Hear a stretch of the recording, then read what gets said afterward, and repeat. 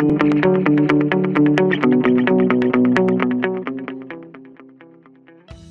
and warm greetings. Welcome to Analyst presented to you by Vajiram and Ravi. Here we discuss 7 articles in 2 different sections taken from 2 newspapers, The Hindu and Indian Express, consolidating your current affair for UPSC at one place. In the first analysis section, we discuss railways chasing financial prudence. Amid slew of railway expansion project and diversification of railway revenue, we take a comprehensive overview of the railway finances. Next up, we discuss Karnataka anti-hate speech bill. Amid Karnataka legislature bringing a legislation against hate speech, we take a brief overview on the existing mechanism against hate speech and the issues therein. Next up, we discuss 5 articles in the simplified sections with a lot of value addition for your upcoming prelims 2026 exam, so stay tuned. Starting with the first topic, railways chasing financial prudence. We discuss this in light of recent a slew of railway infrastructure projects have been coming up in our country. We saw the Bairabi-Sairang rail line, which was inaugurated by Honorable Prime Minister Modi 2 months ago. We saw the flagship Chenab railway bridge that was happened. But now what has happened is that for the first time, a freight rail has taken automobiles, freshly built cars to the state capital of Mizoram on a freight train. Why is this more important than the passenger train that have already been started there? This is because the freight trains are the silent financer of these passenger train projects. Why do we say so? If we see broadly in India, not just these flagship projects, but a broad revolution has been happening in the railway infrastructure projects. Around 31,000 km of new track have been laid out, around 45,000 km of track have been renewed. Apart from that, the capital expenditure has expanded from 3 lakh crore to 17 lakh crore. Where is the money for this coming from? Broadly, we see that the railway is operating with an operating ratio of around 98%. What do we mean by this? By this technical term, we mean that if railway is earning 100 rupees, it is spending around 98 rupees for earning that amount of money. If we take to the broad numbers, in the year 23-24, the earning of railway was around 2.56 lakh. For that, the revenue expenditure was around 2.52 lakhs. That means net profit that they had, the net revenue that they had was around 3,000 rupees only, which is around 1.5% or broadly 2% if we take a round figure. And this net revenue is not enough to meet the aspiration of expanding infrastructure of the new India. If we see in this graph, only this much is the own revenue of railway, this much is budgetary support. That means around 3 lakh crore, around 2.5 to 3 lakh crore rupees is earned by revenue of railway itself, and around 2.6 to 3 lakh crore is supplemented by the fiscal devolution by the budget of the parliament. So to expand this, we need more own revenue of the railways, which is not happening because we have a limitation on the FRBM Act, which does not allow us to borrow more and more and fund railways. To expand this own revenue of the railway, it is very important that we focus on the freight rail part. Why we say so? If we see the broader operating ratio of railway, we discussed that around 98% is the aggregate operating ratio of the railways, where around for earning every 100 rupees, 98 rupees is being spent. That means only rupees 2 is saved per 100 rupees. But if we take a micro look at this, for a goods or a freight train, what has happened is to earn 100 rupees, good train is only spending around 66 or 67 rupees. That means for every journey they are saving around 33%. Whereas for a passenger train, to earn 100 rupees, they are spending 180 rupees. That means minus 80 rupees are going from the railway's own pocket. So passenger rails are not even earning anything but taking money from the pockets of the government. And this is very much visible in the railway tickets also. If you have travelled by train and you have got a physical ticket, and on the back side of this ticket they itself mention this, that Indian Railway recovers only 57% of the cost of travel on an average. That means 43% of the cost that a passenger undertakes is borne by the freight. It is the freight that is cross subsidizing your passenger travel. We see that as per the CAG report, the Controller and Auditor General report, around 68,000 crore rupees which was lost in the passenger services was offset by this freight revenues. Over the period of time, we have seen the expansion of passenger railways contribution. It has been expanding from around 20% to around 33% over the past few years, but still the freight causes the major chunk. The freight contributes a major chunk into the revenues of the government. For these instances, freight becomes very important. But there are certain challenges that are existing with the freight transportation. It has been the bread earner for the organization, yes, but its share has been reducing over the past few years.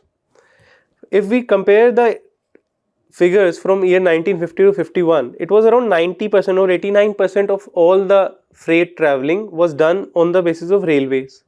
It has reduced to less than 30% in the last decade because of greater competition from expansion of national highway, road transport, air transport, etc. So most of the transportation of freight is not anymore happening by freight.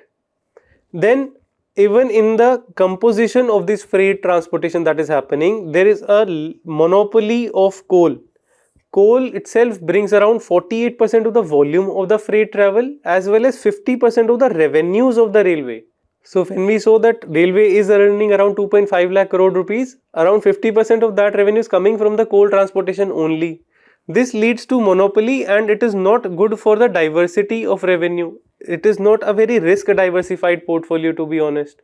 There is thus need for expanding these freight revenue that is coming from the freight transportation, and certain steps have been taken in this step.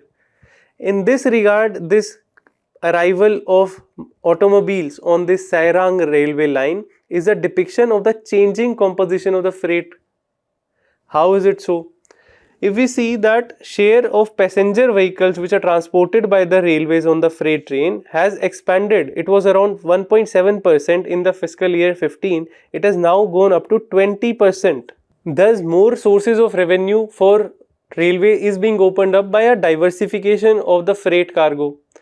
This is also not just important from the economic point of view but also from the ecological point of view, as we are seeing that railway transportation is much more eco-friendly compared to the road transportation because there are less carbon emission. It is run by electrification and thus no direct CO2 emission by the usage of electricity is not there, even if that electricity is produced by thermal power plant. That is another thing. Then there is also an expanding program here that in the year 2025 only 10 lakh cars were transported.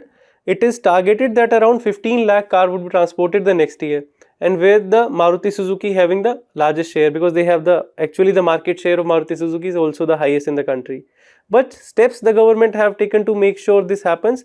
First of all, they have done this AFTO, Automobile Freight Train Operator Scheme. Earlier, a third party, one would be railway, one would be this automobile company, another could be this third party.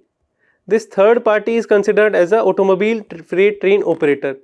To allow the transportation of automobile company's vehicle, there was supposed to be a third party that had to register with the railway and pay a fees of 5 crore rupees just for the registration. That has now been done away with and it is made to be zero.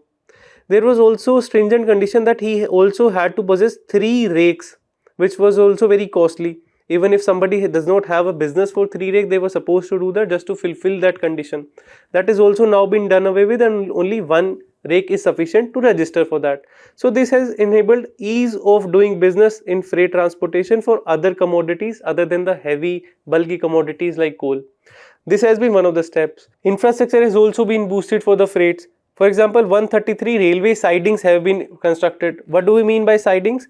If we go on a train, we say that one is a major track. On the sideline of it, we create smaller tracks, sidings, which are used for loading and unloading of the freight train.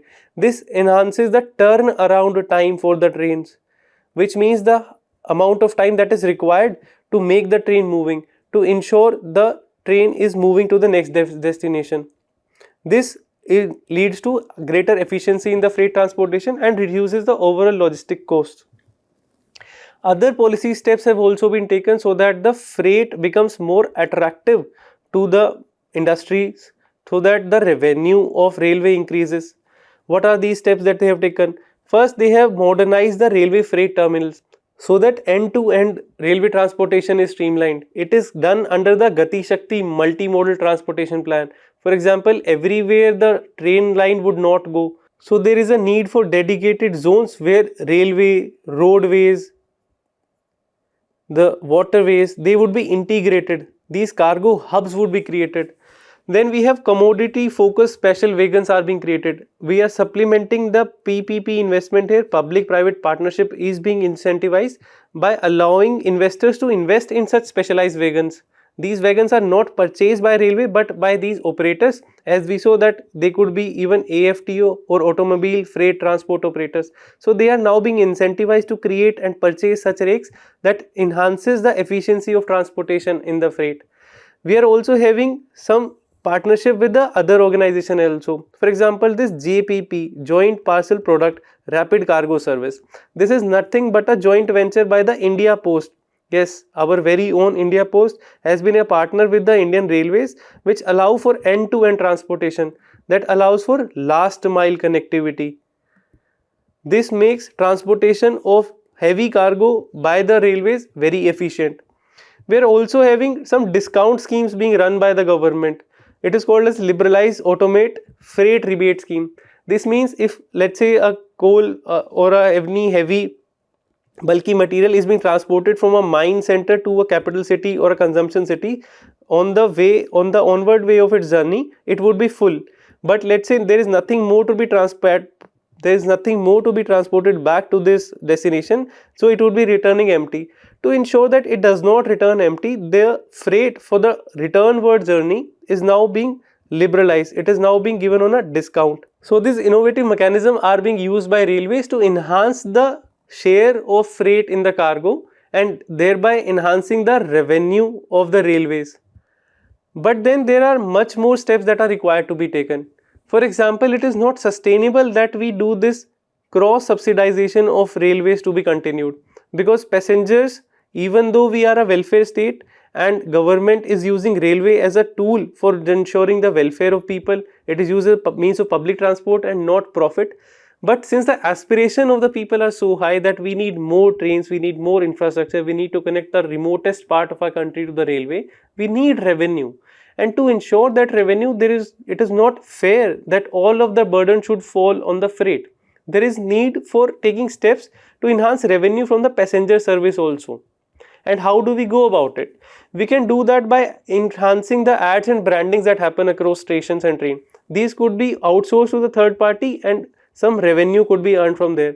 Then there is a policy of NINFRIS, a very unique name that railway has come up, where we can ensure new and innovative non-fare revenue sources, that instead of having revenue coming from the fare or the ticketing from the passenger, which might burden the poorest of our country, we enhance revenue from the non-fare sources by having some innovation. For example, tech and utility zones may be created in the railways.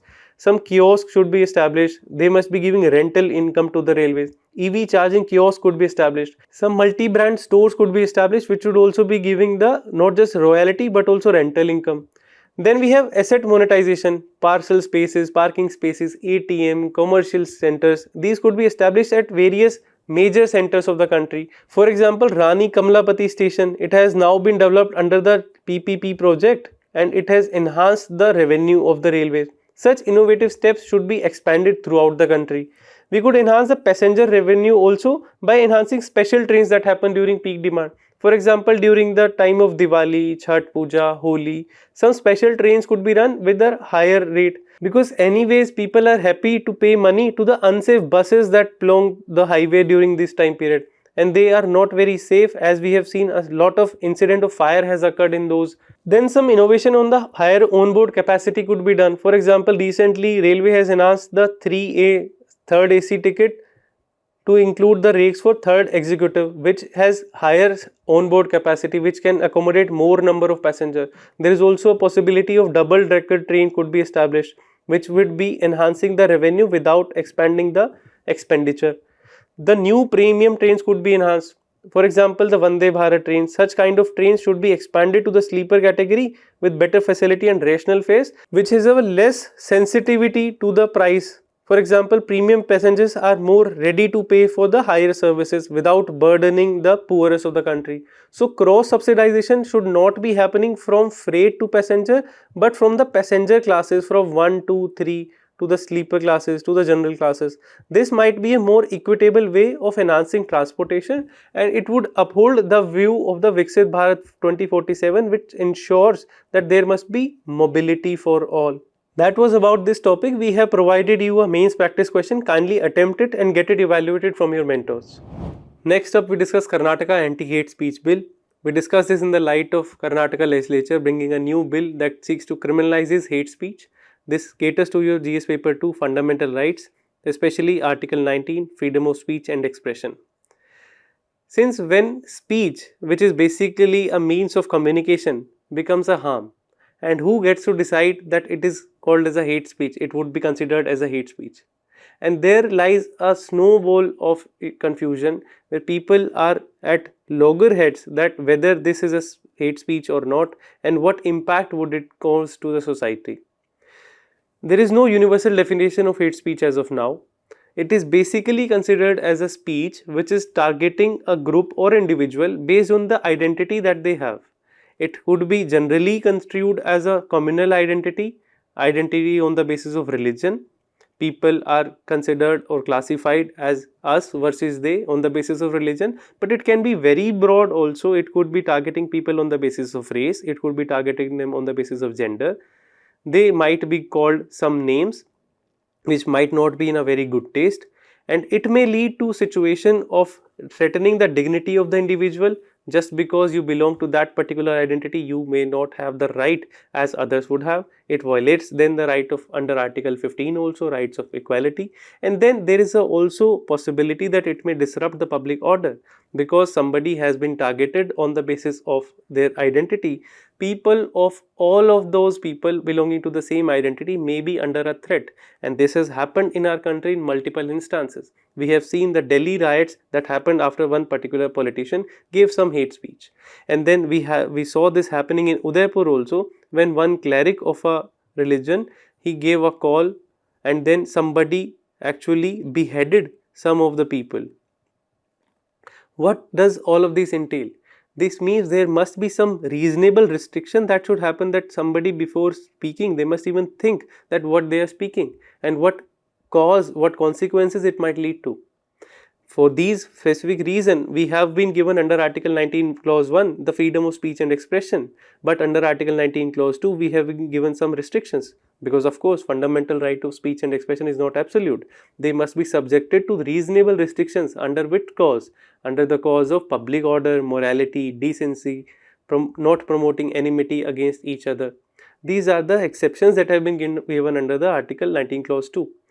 To undertake a legal stance here, to take the solution of this problem from a legal point of view, Karnataka government has brought a new law. Because we don't have a universal definition of hate speech, because there is no particular singular law that criminalizes hate speech, they have brought a new law that criminalizes it, and they have defined it also now.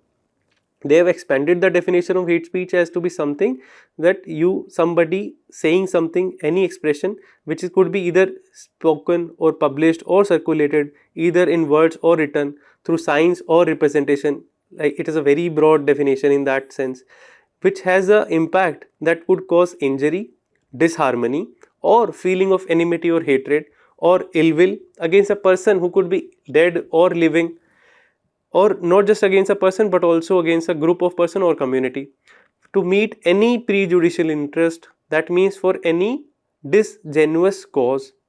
If something falls under this category of this broad classification, it would be considered as a hate speech in Karnataka if this law is passed. Then it covers not just the spoken word but also written word, and also then visual and digital media also. The criminalization or the deterrence here is that if somebody is convicted under this law, he might be serving a punishment from 1 to 7 years. There is also a penalty of around 50,000 rupees, a monetary penalty that has been done. Apart from these individual targets, they have given the powers to the government to block the content. If somebody has spoken something, it must not be allowed to proliferate throughout the social media. So government has been given the power to give orders to the social media intermediaries to take down these contents. But there is also some exceptions that have been built into this law. They say that any bona fide, which means in good interest, any artistic or creative performance has been done, any academic or scientific inquiry has been done, that might not be construed as a hate speech, is what they say. But then the implementation would be a very different issue. It would depend very heavily on the police officers and the government that would use this law. That's why there are major genuine concerns that are rising from the expansive bill that has been brought against this hate speech. What are the concerns? The first thing is that onus to prove innocence. Until now we had the premises of our law was that innocent until proven guilty. But here, since we discussed that there is a provision that targets, if any hate speech is targeting any group and any group or an association is involved in that hate speech, any member of such group would be treated as one of the co-accused unless proven otherwise. So the onus is on that member of that association to prove that he was not there or he was not giving hate speeches. This is a very difficult predicament. This is very difficult to be proven given the condition of our law and justice system, which needs a lot of resources, money and time wise to ensure the case is driven to its logical conclusion. Then we have the issue of minimum mandatory punishment. At least 1 year of minimum mandatory punishment is prescribed under this law if somebody is convicted. This might become disproportionate also. Then there is a greater power to state government to block content. It may lead to a chilling effect on the people, that people would be thinking twice before posting anything, and it may also block the opposition's view. What if anything that has been posted by any opposition party or any other political opinion, which could be construed as a hate speech and taken down just because the government has got new powers under this law? So it may have a very negative impact on the free speech in the country, especially in the Karnataka state where this law is supposed to be upheld. Then it is also violating the Supreme Court guidelines in this Arnesh Kumar case. This was a case from the year 2014. It was actually related to the marriage and dowry related laws, where a person would not be held in imprisonment, he would not be held in jail. Also, it violates Supreme Court's guideline under the Arnesh Kumar case. It was a case from the year 2014 where the Supreme Court held, it was related to the marriage and a dowry related case. Supreme Court held that a person should not be held in jail unless the police officer has a very reasonable cause to believe that the accused may tamper with the evidence or may lead to impediment of justice. Only for those causes he must be put in jail. Otherwise, Supreme Court actually used the quote here that jail is the exception and bail is the norm. So normally bail should be given and only in the exceptional cases jail should be awarded. But this law seems to go in the negative direction because there is a mandatory 1 year punishment if somebody is convicted. If we take a broader overview, we have similar laws that target the similar things, that we, even if we don't have the specific law against hate speech, we have laws in our country which target any violation of rights on the grounds that they outrage the religious feeling of a person. For example, under the BNS section 299, there was earlier the Indian Penal Code under which we had section 153A, which was also talking about the same thing. We had section 295A also talking about outraging the religious feeling of others. We have this section 298 under damaging of place of worship.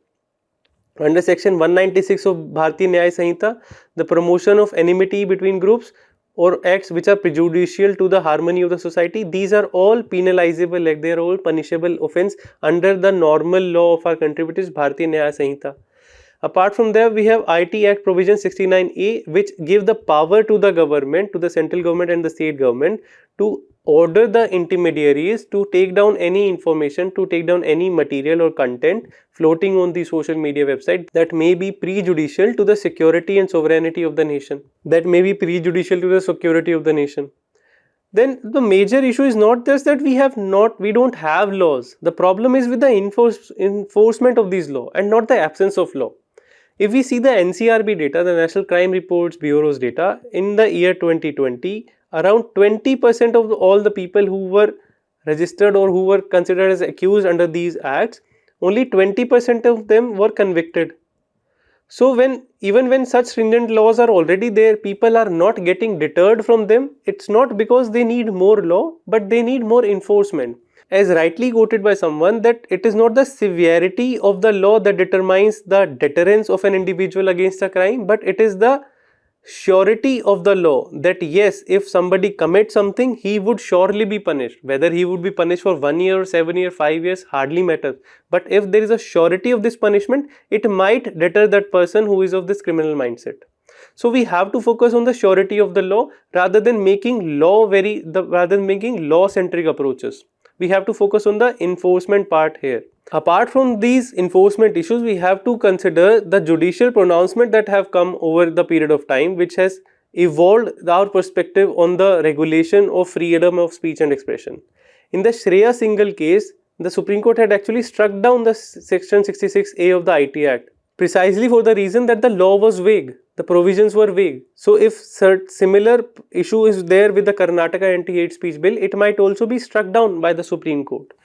Then in the Pravasi Bhalai Sangathan case, which is the landmark case in case of hate speeches, Supreme Court exhorted the government and asked for careful distinction between offensive speeches and incitement to violence.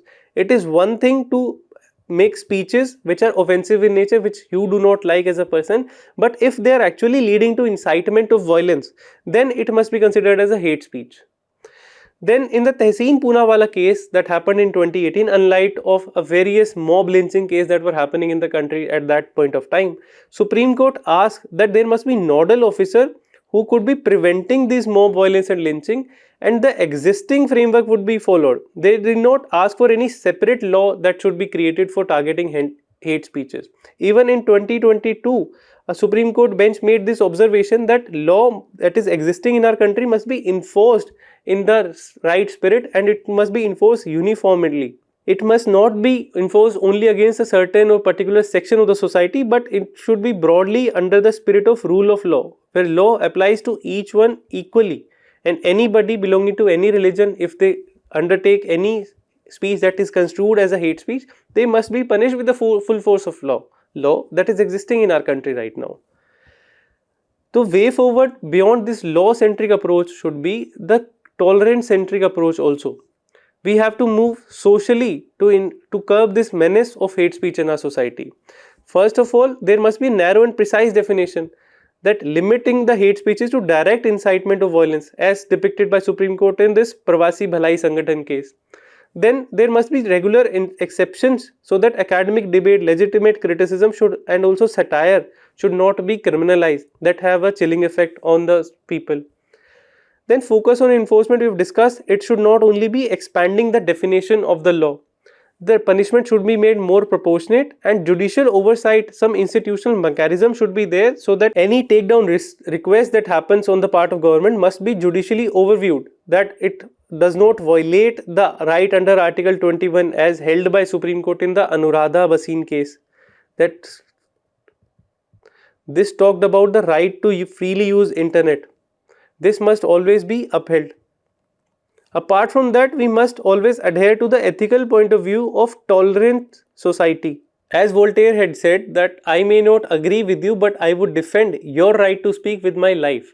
That it would ensure a society that is tolerant, that is acceptable of the opinions of others, and not just directly lead to violence, not just directly take up to arms just because somebody has said something.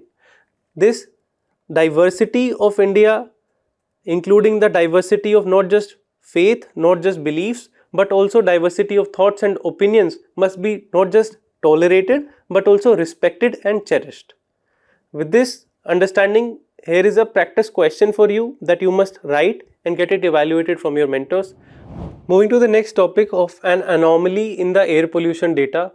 As per a recent affidavit that has been filed by the government in the Punjab and Haryana High Court, government has said that the stubble burning incident in Punjab and Haryana region have come down by around 90%. While that may be true in some sense of the term, because data hides more than what it shows, the air pollution in the capital is not seemingly coming down. On the one hand, they have showcased this 90% decline in the stubble burning instances coming down. On the other hand, a gradual decline of 30% only has been depicted in the burnt area parameter, which showcases the amount of the area of a field that has been burnt due to the stubble burning. Why is there so much of anomaly in this air pollution data, and what is the cause of it and how it is impacting the air pollution? We'll take a look. But first, let us understand why there is this data are varying. The data that the government has showcased is coming on the basis of polar orbit data, data coming from the polar orbit satellite, versus the new data that we discussed of burnt area, it came from the geostationary satellite. We understand these differences between the geostationary and the polar orbit satellite as discussed in the GS paper 3, so science and technology part. The broader difference between them is that while a polar orbit satellite moves from pole to pole, it circles the earth in this instance where the orbit length is around 879 km.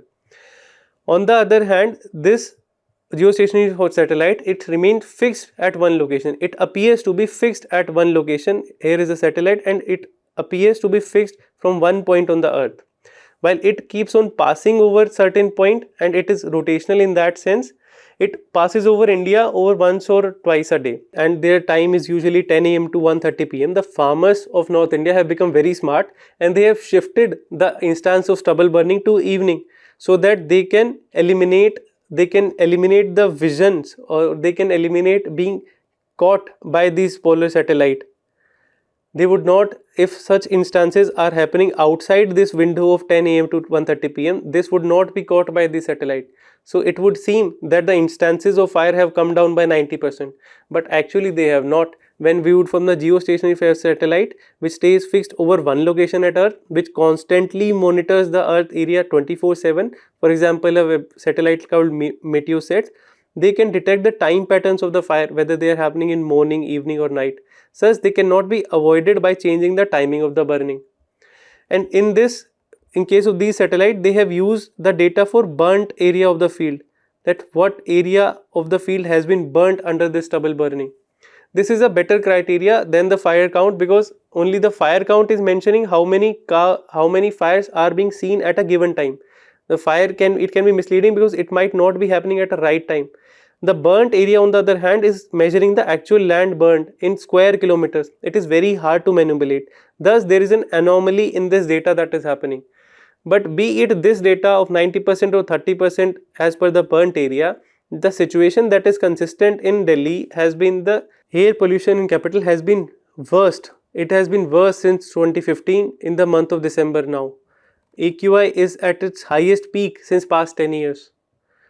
Then what are the solutions beyond this anomaly in data, beyond these quick catches that the farmers and the government are seeming to take? Scientists have suggested of going with the format of spectrograph measures. What is this mass spectrograph measure that they have suggested? That instead of doing this blame game, whether they are happening due to the stubble burning or the multiple other sources that like power plant, construction dust, engine emission, they must trace the source of air pollution and ascribe a weightage to it. And it should be happening with a scientific instrument, which is mass spectrograph. The mass spectrograph is nothing but a scientific instrument which is used to identify what substances are present in air by measuring their chemical fingerprint, by taking a sample of air and then measuring what constitutes that air and what are the sources of these pollutants. Like these are coming from this source, these are coming from fuel exhaust, these are coming from the emissions by the factories. Like this, they would be able to tell the composition of the polluted air. By these instruments, they can exactly identify the composition of air pollutant, trace where they come from. This would reduce the blame game of the government and farmers and ensure data based, evidence based policy making and give relief to the residents of Delhi. Moving to the next topic, we have in regarding the president rule that is implemented in the state of Manipur. Right now, BJP is beginning to look for answers as Manipur MLAs meet. In this house, cookies and meaty MLAs are deliberating to ensure if a government could be formed in the state of Manipur again. The state has been under the president's rule since the time of February 2025, after being burning for 2 years since the issue started in the year 2023. There was a breakdown of constitutional machinery in the state, and thus a president's rule under Article 356 was implemented here. But let's understand the Article 356 and the president's rule from the prudence perspective. What is important from our perspective, from our exams perspective? See, Indian Constitution provides for a federal structure. So that means states are sovereign in their own domain. They have been given a list under the 7th schedule, the state list under which they legislate, and they have been given those subjects which they administer in the territory of their state. But certain exceptional measures have been given to the central government, so the duties of center are fulfilled. What are the duties or obligation? They are mentioned in the article 355. What is that? Under article 355, it is the obligation of the union to safeguard states from external aggression, one thing, and the internal disturbances. That is one part of the article. Also, the second part mentions about that it is the duty of the central government to ensure that the governance that is happening in one of the state, in all of the states, are happening as per the constitutions. If the state is working as per the constitution, if the governance of a state is happening as per the constitution, then fine. If it is not happening as per the constitution, then it is the obligation of the union to ensure that it takes place. If they do not, then they impose president's rule, which is called as the emergency or state emergency. Under article 356, it allows actually the power to the president to take over the function of the state government when the constitutional machinery fails, when the governance is not happening as per the constitution. The ground is mentioned in 355, the power is given under 356. And what happened in Manipur was that constitutional machinery was failing. Why we say so? Because there was riots that were happening, there was ethnic conflict that was happening in the state. Kuki and Methi tribes were fighting with each other, and the whole state machinery was also divisive in this nature. People were not having trust. The Kuki people were not having trust on the Methi policemen. Methi people were not having on the trust on the politician who were belonging to the Kuki community, or likewise there was an issue of distrust. There was a breakdown of the constitutional machinery, and thus president took over. Now the president can take over the state government either on the request of the governor, either the government telling the president that sir, this is the situation in our state, please take over it, or he may also do it suo moto, that he believes that there are certain grounds that makes it appropriate for him to take over the administration. But can it be done on his own? Is there no review of this power? There are a lot of exceptions. There are a lot of safeguards that are present here. What are these exceptions and safeguards? We will discuss as we follows. But let's first discuss what does the constitution has to say about it. Apart from this failure of constitutional machinery, what are the other grounds that are appropriate for him to ensure that present rule is undertaken there? It is consequences of failing to comply with or implement directions issued by the union. The union is given some power to ensure that they can give direction to the state government. Now, if those directions are not being implemented by the state, then it would be fair for the union, or it would be fair for the president to impose the president rule. The direction could be relating to, let's say, the interest of scheduled tribe, the interest of railway and communication method. Like these multiple dimensions, multiple directions are specified in the article 365 that must be upheld by the states. That was about it. Now, what does happen if a state is put under article 356, if it is put under the president rule? What is the impact of the president rule? If a state is put under the president's rule, the president assume to himself all or any of the functions of the government of the state, or any of the power vested in the governor. Thus, president become all powerful in the executive domain. That means he can exercise those powers himself, or he can get it done by the help of governor. But the executive of the state, which is the council of ministers, the chief minister, they cease to hold power. The council of ministers does not hold power anymore if the president rule is imposed. That is the first basic thing. So in executive, we have seen it is the president or the governor that takes over instead of the council of ministers. In the legislature, what happened? As per article 357, they have mentioned that the president can legislate for the state by ordinance if necessary. That is one part of it. That means that president also gets some legislative power. But broadly, it is the power of the legislature of the state shall be exercisable by the authority of the parliament. So instead of chief minister, we have the president or the governor, and instead of the state legislature, the role is shifted to the parliament. But instead, apart from this executive and legislative part, does something happen to the judiciary also? What does the constitution say? It says that nothing in this clause shall authorize the president to ensure the power of high court is suspended. That means nothing happens to the power of judiciary, that remains as it is. That means while the legislative and executive relation change, judicial relation do not change under a state president rule. Also, does it impact any fundamental right? No, nothing, not at all. In case of national emergency, under Article 19 is automatically suspended. Under Article 358 and 359, some of the other fundamental rights are also suspended, like except for Article 20 and 21, which is right to life and right against detention. These, apart from these rights, other rights are suspended in national emergency, but in case of state emergency of president rule, no such fundamental right are under threat. They continue to remain as they are. Thus, apart from this, what are the other impact of president rule? As we discussed, that president assume the function of the state and executive power vested in the governor. State legislature power are exercised by the parliament. The state legislative assembly may be suspended or dissolved. Understand this, it is written may be, it is not necessary. While COM seeks to function, he may there be only in a position of advisory body. The state legislative assembly may be kept suspended, it may not necessarily be dissolved. Then the president can issue ordinance, of course, as we discussed, it is given under Article 357. Also, the parliament may delegate this authority to legislate for the state to the president or any other authority. That means while state legislature gives it power to the parliament, Parliament may itself not exercise it, rather delegate it to president or some other body as it deems fit. These are the broad changes, these are the broad impacts of the president rule that happens. However, it is not a continuous thing, there is a set limitation and exceptions as we discussed. There are certain safeguards in this.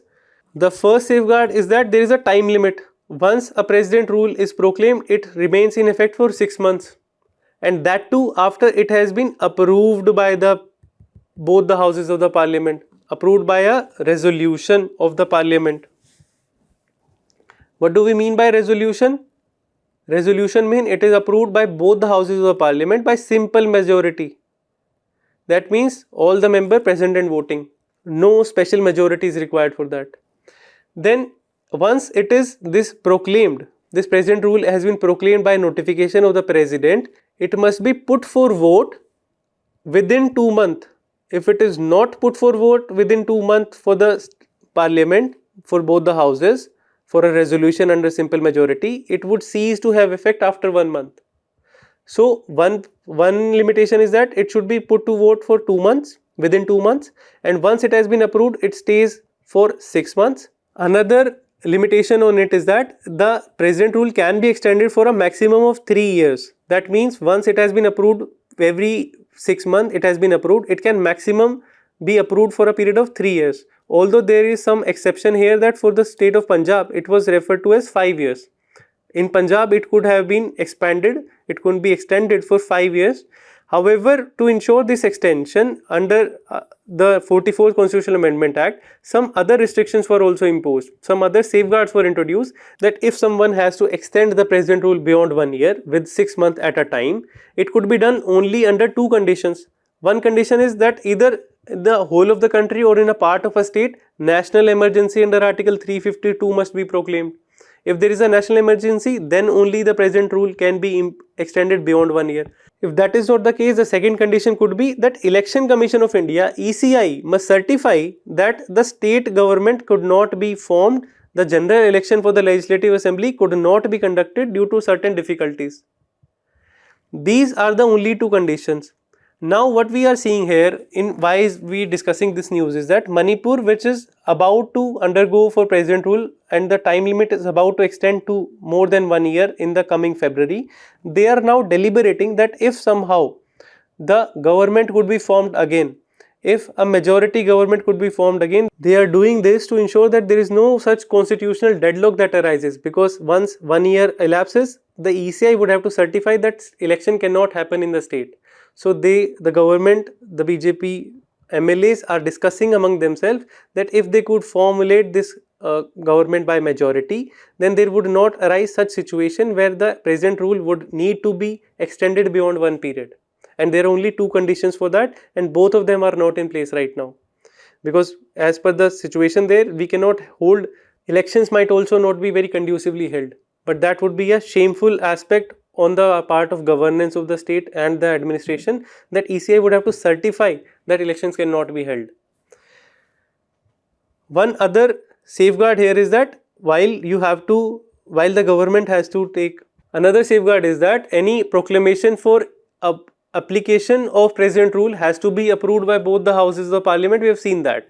But in case any proclamation is issued for revocation of president rule, that does not require any parliament approval. That can only be done by the notification of the president. So that makes it very easy to revoke any president rule. If we see the history of president rule in India under Article 356, the chairman of the drafting committee, Mr. B.R. Ambedkar, thought that it would be merely a dead letter, that it would not be used in our country because states and governments would ensure the uniformity or would ensure the continuity of the state governments. But if anything, if we go by the record, it has been used by more than 100 times. So instead of a dead letter, it has been a deadly instrument that has been misused over the past time. Whenever government used to change in the year 1970s, whenever the government used to change in 1970s, we saw a volley of president rule being imposed in major states of the country.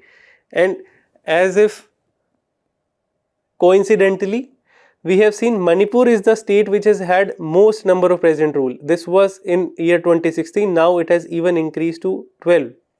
But why did B.R. Ambedkar said that it should be used as a dead article? Why it should not be used? Because there are certain safeguards that must be there for ensuring proper use of Article 356. Some of the safeguards are written in the Constitution. These are the structural safeguards. Then there are certain behavioral safeguards as a mature democracy that we must uphold to ensure the proper usage of Article 356. That it should be used only if there is a hung assembly after election. That means no party has been able to form a government. There is no single majority party that is there. There are no pre-poll alliance that are existing. So it is a hung assembly, a president rule is invoked. If there is a failure to form a stable ministry, which is the extension of this thing, if there is hung assembly, there is less likely of a stable ministry. If a ministry was formed, but then due to a no confidence motion, they have resigned. If there is a disregard of the constitutional direction, as we discussed under Article 365, if the state government is not implementing the direction given by the center, then it is proper for the president to impose 356. If there is internal subversion, violent revolt, physical breakdown of governance, the issues that we saw in Manipur that made it mandatory for the president to impose president rule there. There are also certain issues of improper use of Article 356. Why and in what situation it must not be used. That would relate to if there is a no floor test that is conducted. It is just the opinion of the governor or the president on their own discretion. They are imposing the Article 356, then it is not proper. At least a chance should be given to the members, the MLAs, that president rule should be imposed or not. Then alternate government is not explored. If there is no pre-poll alliance, still they must explore if any post-poll alliance could be formed. If there is a dismissal despite majority, just because the government in the center and state are different, they are sometimes dismissed. This happened in the case of Uttarakhand, this happened in the case of Arunachal, it happened in case of Bihar also. In certain cases, Supreme Court stepped in and it restored the power of the state legislative assembly. If there is a loss in the Lok Sabha election of the party that is ruling in a state, taking that as a flimsy ground, on certain occasions, Article 356 has been imposed, but that has been a very improper use. Some political corruption basis or maladministration issues or intra-party issues, these political instances have also influenced how Article 356 has been used in India's past. But there have been certain constitutional safeguards provided by the Supreme Court by various judgments. For example, in the S.R. Bommai case, which is a landmark judgment with respect to the federalism in India, which established the federalism as the part of basic structure doctrine, it gave certain caveat, certain mechanism that president rule is not a discretion. It can be subjected to judicial review if it is done on a arbitrary manner, if it is done with a mala fide. It gave direction that certain post-poll alliance should be explored if there is no pre-poll alliance that is existing, and floor test must be conducted and not the parading of the MLAs. Earlier what used to happen was the parading of MLA was used to be done in the Raj Mahal, in the Raj Bhavan, in front of the governor. But actual test should be happening on the floor of the house to explore whether a party could secure majority or not.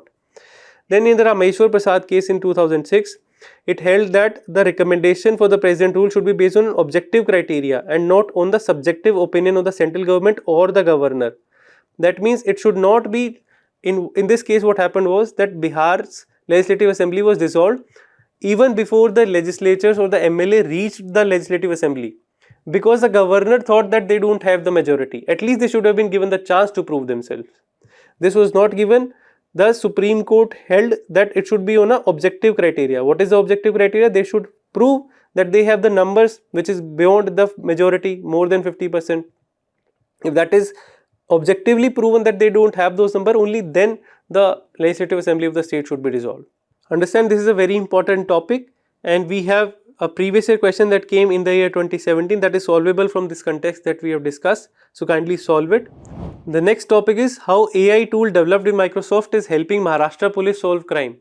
A new application has been developed by the initiative of Maharashtra government, which has formulated a new special purpose vehicle, an SPV called Marvel, which is Maharashtra Advanced Research and Vigilance for Enforcement of Reformed Laws. They have partnered, this SPV of the Maharashtra government has partnered with another private organization, a tech giant, Microsoft from USA, and they have created a new application which is called as the MAHA Crime OSI. MAHA Crime OS AI. That means Maharashtra Crime Operating System Artificial Intelligence. Thus it uses the AI technology to ensure enforcement of law in the state of Maharashtra that has been curbing a lot of crimes related to cybercrime, crimes related to women, etc. It is basically an AI-based investigation platform for cyber and financial crimes. It has been developed, as we discussed, by Marvel and Microsoft Azure, including another private organization of Cyber AI. It is integrating the advanced analytics, AI models and open source intelligence. That means the data that is already in the public domain, they uses those data and formulate a strategy for solving the crimes. If we see in detail, it has the capability to accept complaints in multiple formats. It even has the ability to read an FIR, which could be written in any language. It has used FIRs in Marathi also. It was uploaded on the system, uploaded on this portal by the police officer, and they analyze the cyber fraud pattern, financial transaction, telecom and social media data. It has become a handy tool in identifying the interlinked crime and networks across region. In one instances of its success, what happened was a Nagpur man was duped of 38 lakh rupees. But using the help from this MAHA Crime OSAI, the FIR was lodged on this portal, and then they could monitor the social media account of the accused, and they were traced. Their location was also traced to Gujarat, and the money was also recovered. That is the power of this tool. This is a new model practice that could be implemented in other states also in the future. How does it work? It basically generates a ready-made investigation plans as per the Maharashtra police protocols, as per the High Court and Supreme Court guidelines. So there is no issue of violating the rights of people. Then it suggests the whose accounts should be examined, whose statement should be recorded, and what digital evidence would be collected. This was used in the specific Nagpur case that we were discussing. It thus reduces the dependence on the senior officers for the routine guidance. Otherwise what would have happened was the junior officer would be waiting and giving file and transferring file to the senior officer, and then they would tell them ki whose statement would be recorded and whose crime, whose pecking out would be examined. Here this is automated, and this is saving a lot of time, and this is in sync with the protocols of the government as well as the guidelines of the Supreme Court. It is thus saving significant time and manpower and focusing on the core investigation task, not the paperwork. Thus it improves the case preparation for courts. If the due process has been followed, if the guidelines have been followed, there is more likelihood that the conviction rate would be increased. There would be no basis that the Supreme Court or High Court would dismiss these evidence that has been used by this software, because they are as per the guidelines of the Supreme Court. Thus it has been a fairly innovative tool that has been used by Maharashtra government. It is helping to tackle the issue of cybercrime, crime against women, tracing the money laundering, Preventive action could be taken instead of just punitive. It is ensuring the database decision making and helping realize the potential of e-governance for citizens. In the next topic we have environment related, where certain adulterants have been found which is the cause of food contamination. It have been found in state of Jammu and Kashmir, where certain samples of water and biscuits have been failed by the Food Security Authority. In the packages of packaged water, certain sample of E. coli bacteria have been found. The E. coli or Escherichia is a full name. Escherichia coli is basically a bacteria that is found in the intestine of human as well as animal. It is basically a rod shaped bacteria like this, which is of the family of Enterobacteriaceae family. The most of the strain of E. coli are though harmless, but some of them have the potential of causing diarrhea, and these have been found in the water samples, and thus they have the potential of making the population of the state Jammu and Kashmir very unhealthy. They may cause urinary tract infection, which is a common problem across the females. It has also the potential of leading to respiratory illness. It can be transmitted to humans through contaminated food, water, or contact with the fecal matters. So the human waste from human body also has the potential of transmitting this disease causing bacteria. They actually lead to a strain of E. coli which creates a toxin which is called as a Shiga toxin. This toxin has the potential of damaging the lining of small intestine and cause diarrhea, and is thus a cause of concern. Apart from these E. coli, certain other chemicals have also been found in these bacteria which act as a food adulterant. These are basically an antibiotics that have been found. There are two contaminants that have been found in the eggs that was sold in the Jammu and Kashmir. They were including nitrofuran and nitromidazole.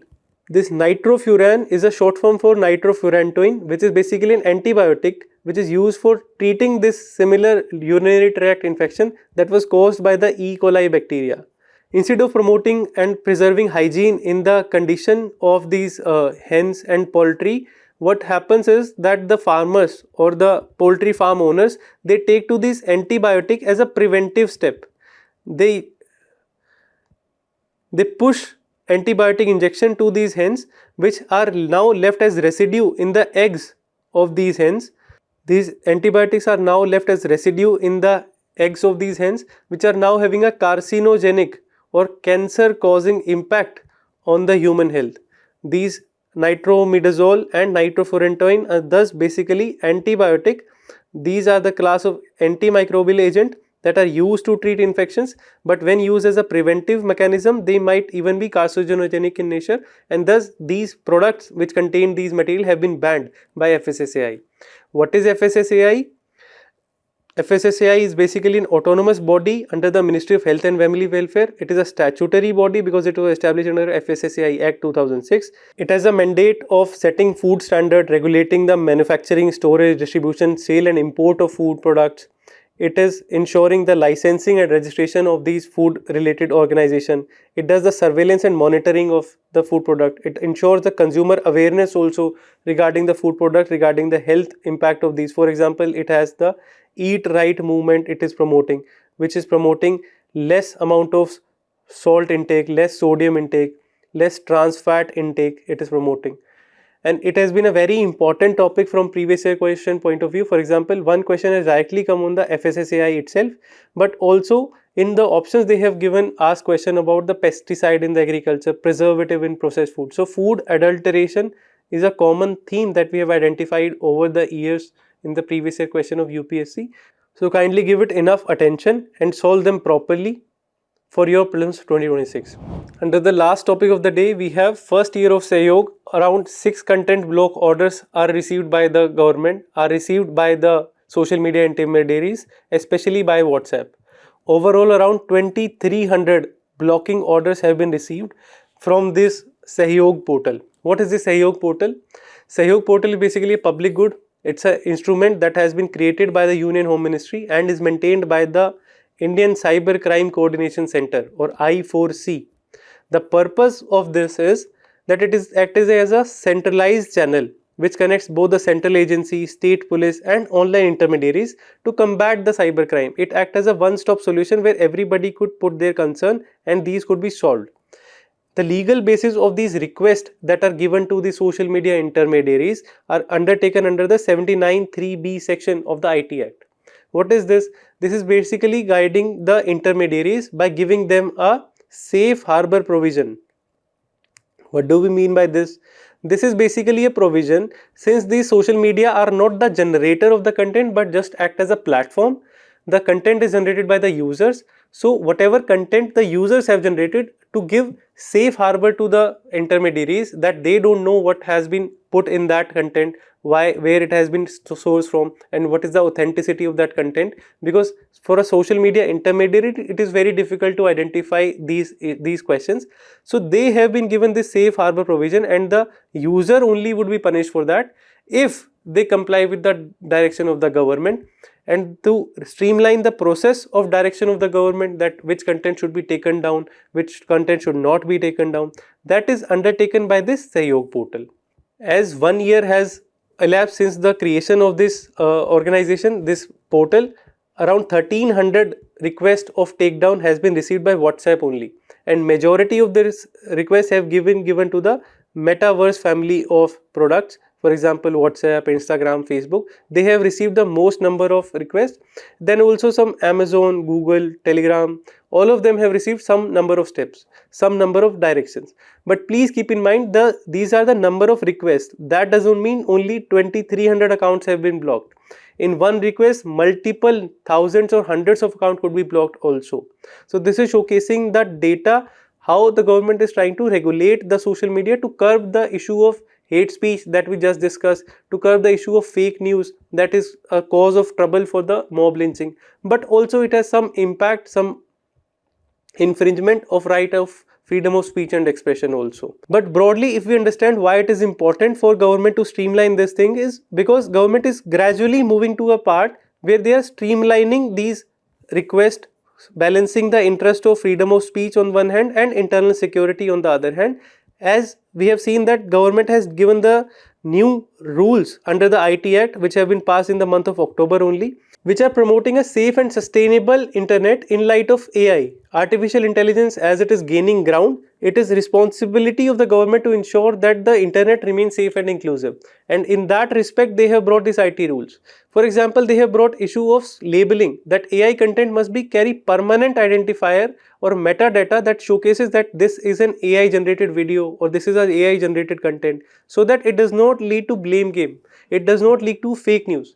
It ensures that takedown respects are taken in a transparent and accountable manner, because it ensures that the takedown requests are given in a transparent and accountable manner, because the authority for giving such request is only by the Joint Secretary or DIG level of officers. There must be an oversight mechanism that has been introduced here, because a monthly review is also held by the secretary for ensuring proportionality. That means the proportion of requests should be proportionate to the internal security objective that is achieved. It should not be a sledgehammer approach, but only a very precise approach where wherever required on a need to know basis they are pushing this request. This was all we had in this session of Analyst by Vajiram and Ravi. Best of luck.